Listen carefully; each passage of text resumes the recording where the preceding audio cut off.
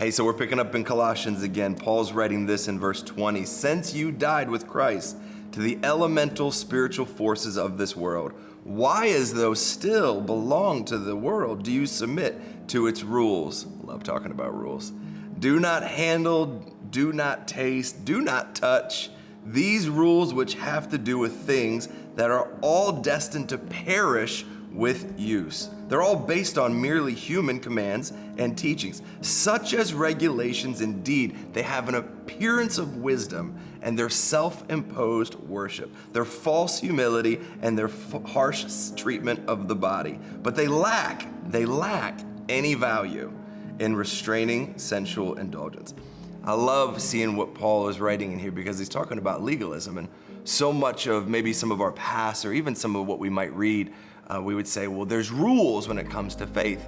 And what we would say is this, is that there are so many things in the Bible that are more helpful things. They're tools more so than they're rules. It's not legalism we're talking about here, where if you do everything step and stride, that you get to go to heaven one day and everything's great. No, the point of this is to help us along the journey.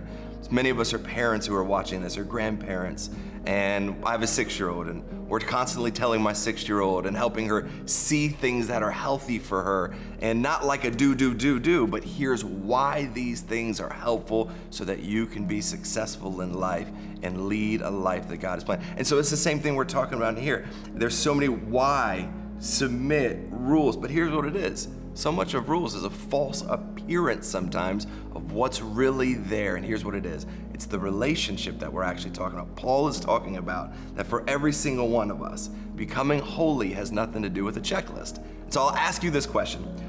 Are you relying on Christ to make ourselves holy, or are we trying to work hard, strive and achieve to do the same thing?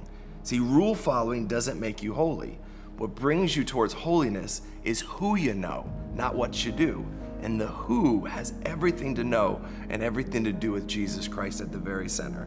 Holiness is obtained in the who you know. And so I'll say it like this as we wrap up, is it's tools.